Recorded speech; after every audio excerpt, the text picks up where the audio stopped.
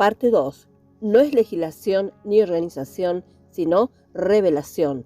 Continuando con nuestro maravilloso estudio de no es legislación, sino revelación, seguiremos meditando los símbolos del Nuevo Testamento. El Espíritu Santo ha puesto ante nosotros 7 símbolos significativos de la Iglesia de Cristo. Todos estos son sencillos y muy maravillosos. Abarcan cada fase de la vida y actividad de la Iglesia. Aquí están: el cuerpo, la familia de Dios, el rebaño de Cristo, el edificio o templo de Dios, el pan, la labranza o granja de Dios y una virgen casta y pura. Ninguno de estos admite organización, pues intentarlo es destruir su valor simbólico, su belleza y su poder.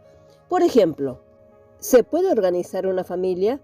¿Puede un rebaño de ovejas elegir a una de ellas para que supervise a todas las demás? No. Necesitan un pastor que los pastoree, alimente y proteja en el campo abierto más salvaje rodeado de lobos. Sería una locura pensar en organizar un templo o un pan o una granja o una mujer. Sin embargo, todas estas cosas comunes simbolizan la Iglesia, el cuerpo de Cristo. ¿Cuál es el propósito de la imaginería de estos objetos, si no es enseñar lo que representan? Si Dios quiso decir algo más, ¿por qué no usó otro lenguaje? Si Él quiso que la Iglesia fuera organizada, ¿por qué no nos instruyó en palabras claras para que lo hiciéramos? ¿Por qué no leemos ni una sola vez sobre los oficios que requieren las organizaciones? Dios ha hablado de otros asuntos. Él ordena al pecador que se arrepienta y crea. Enseña a los santos a ser bautizados y a observar el partimiento del pan. Da instrucciones sobre ancianos y obispos. ¿Por qué guarda silencio acerca de la organización? Porque organizar es destruir el significado y valor representativo de todos los símbolos neotestamentarios de la Iglesia. No hay motivo para organizar. Si no hay precedente en las Escrituras o prueba para la organización, entonces este asunto debe originarse en la mente humana. Exacto, así es. La gente forma algún tipo de maquinaria religiosa porque cree que es necesaria. Queda el hecho de que la incredulidad hacia Dios es la piedra angular de la organización, aunque muy pocos santos lo saben. La fe perfecta en Dios como Padre y en Jesús como Salvador y en la cabeza y el Espíritu Santo como guía seguro y suficiente no ve necesidad de maquinaria hecha por el hombre, pero demuestra gloriosamente la manera simple hoy. Pero los creyentes que ignoran, y también los carnales, siempre están haciendo preguntas u ofreciendo sugerencias sabias. Por ejemplo, los ministros obtienen tarifas, es decir, algunos derechos por los servicios de transporte especiales en una organización. Hermano, ¿cómo puedes ir en contra de la palabra de Dios para ahorrar un poco de dinero? ¿Dios es pobre? Si los ministros estuvieran absolutamente cerrados a la voluntad del Señor y no tuvieran a nadie en quien confiar, sino solo a Él, algunos de ellos leerían la Biblia y orarían más y viajarían menos como nubes sin agua. Judas 12. Hay de ellos que descienden a Egipto en busca de ayuda. Isaías capítulo 31, verso 1. Durante muchos años, el escritor ha probado que, cuando Dios lo quiso en un lugar determinado, los medios le fueron provistos sin pedir prestado ni mendigar. Uno ha dicho, no podemos solemnizar matrimonios en algunos estados si no estamos en una organización. Bueno, amigo, pregunto, ¿te ha llamado Dios a solemnizar matrimonios o a proclamar el Evangelio? Apenas vale la pena mencionar este argumento. Entonces se pregunta, ¿cómo podemos mantener unida a la gente? Pregunto responder, ¿realmente los mantienes unidos por tu legislación? Nadie sale nunca de tus reuniones. Gracias a Dios que no nos ha enviado para mantener a las personas juntas en sectas, sino para darles la verdad que hace libre a los hombres. Él es el recolector y el guardián. Si Jehová no edificare la casa, en vano trabajan los que la edifican. Si Jehová no guardare la ciudad, en vano vela la guardia. Salmos 127, 1. Si Jehová guió y guardó a su pueblo de aproximadamente 2 millones de personas durante 40 años bajo la supervisión de un solo hombre, Moisés, ¿no puede él guardar los pies de sus santos en cada época? 1 Samuel capítulo 2, verso 9. Uno exclama, pero no puede dejar fuera o excluir la doctrina equivocada. Yo les pregunto, ¿no es un hecho que aunque los falsos maestros son despedidos o excomulgados por la legislación, sin embargo se introducen sigilosamente o surgen de nuevo en medio de ustedes? ¿No es un hecho también que la legislación a menudo excomulga o excluye al verdadero mensajero de Dios que viene con el mensaje más necesario para esta reunión? Amados, aprended la forma divina de mantener limpia la casa, predica la palabra, el espíritu hará la limpieza. Segunda de Timoteo capítulo 4 verso 2. Apacienta el rebaño de Dios. Los hambrientos comerán y por ello crecerán, y las mimadas apetencias pronto buscarán pastos viciados. Primera de Pedro capítulo 5 verso 2. Donde Cristo es cabeza y la palabra es dada en la ternura y firmeza del espíritu, los falsos profetas no tendrán poder permanente. Ante el problema misionero, ¿cómo pueden los misioneros llegar a las regiones más allá si no están en alguna organización? Esta es verdaderamente una pregunta seria en la actualidad.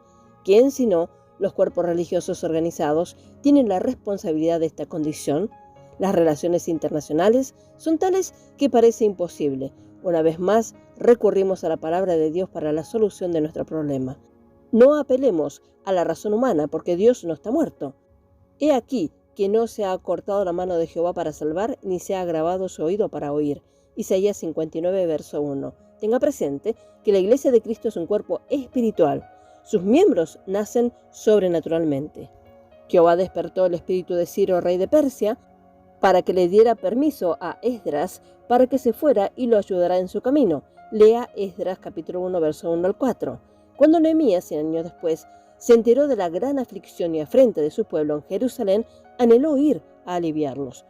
¿Cómo lo hizo? Siendo el copero del rey pagano, él se sentó y lloró y se lamentó algunos días, y ayunó y oró delante del Dios de los cielos. Lea los primeros 2 capítulos de Nehemías. ¿No sigue siendo cierto Proverbios capítulo 21, verso 1? Como los repartimientos de las aguas, así está el corazón del rey en la mano de Jehová. A todo lo que quiere lo inclina.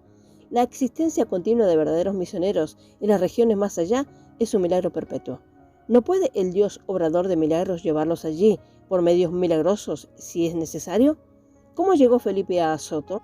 No tenía credenciales, ni siquiera de la Federación Apostólica de Iglesias. No tenía permiso administrativo, pero sí tenía permiso y tránsito del cielo.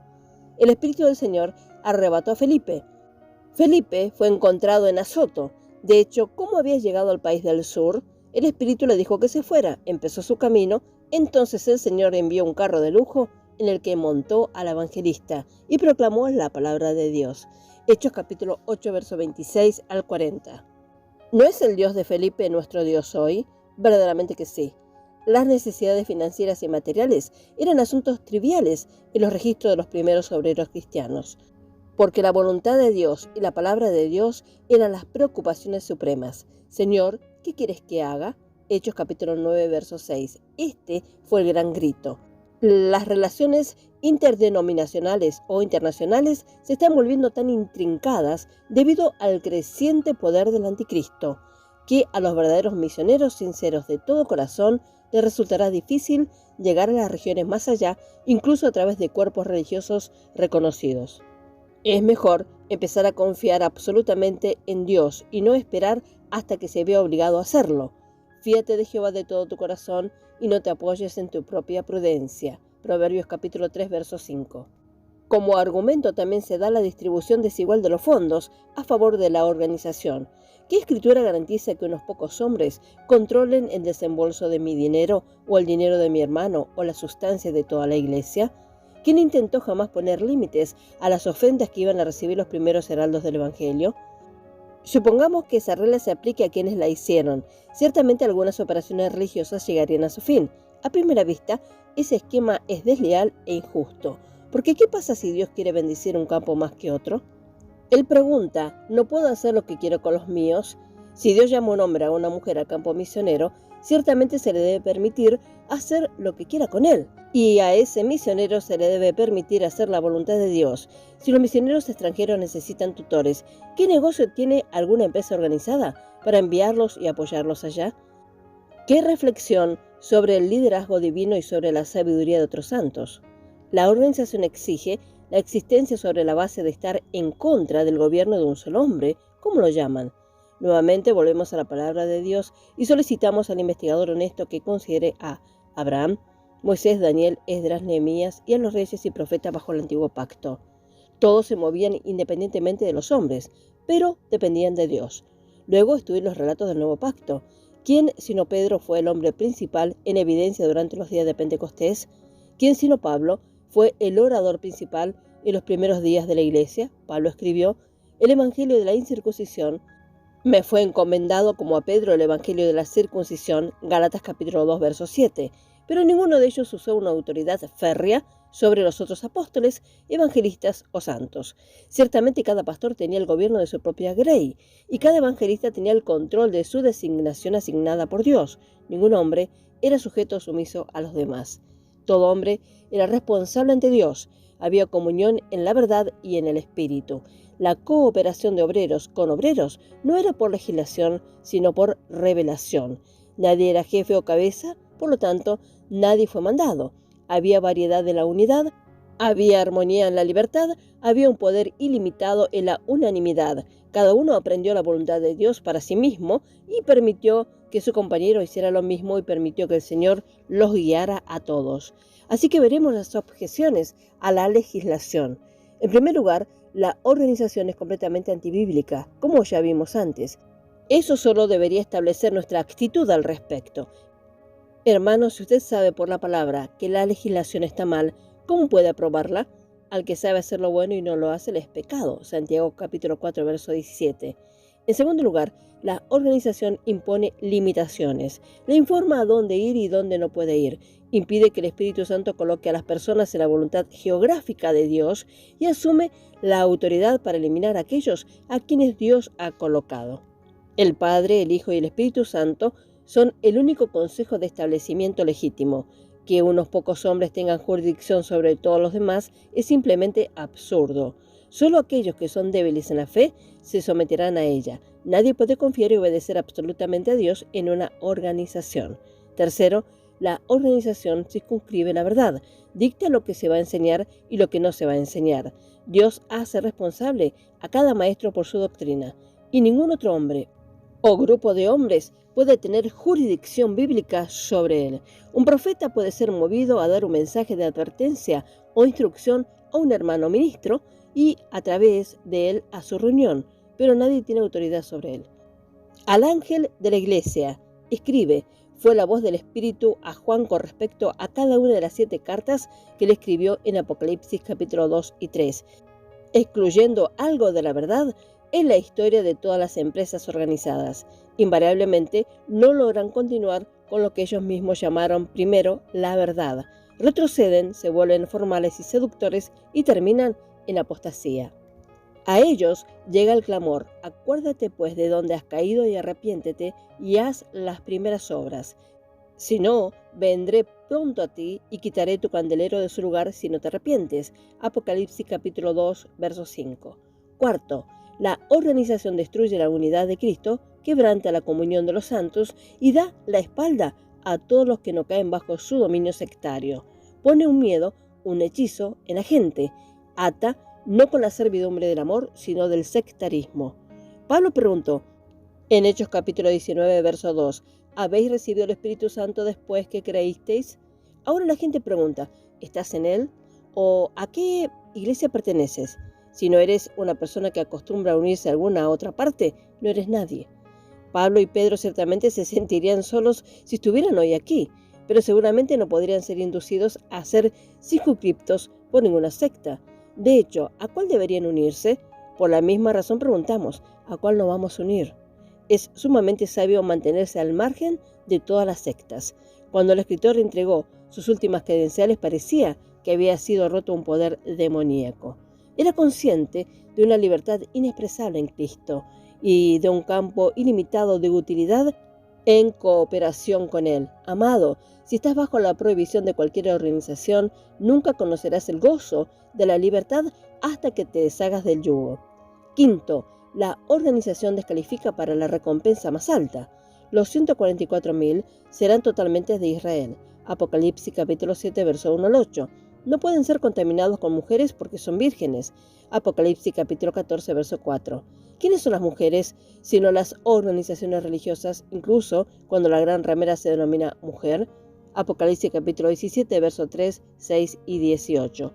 Ella es llamada esa mujer Jezabel en Apocalipsis capítulo 2, verso 20. Si los 144.000 deben ser desenredados de la maquinaria humana, ¿cuánto más debe ser libre el grupo de la esposa de Cristo? Una novia no puede tener otra cabeza ni apoyarse en otro brazo de su amado. La esposa del Cordero es una en fe espíritu y verdad.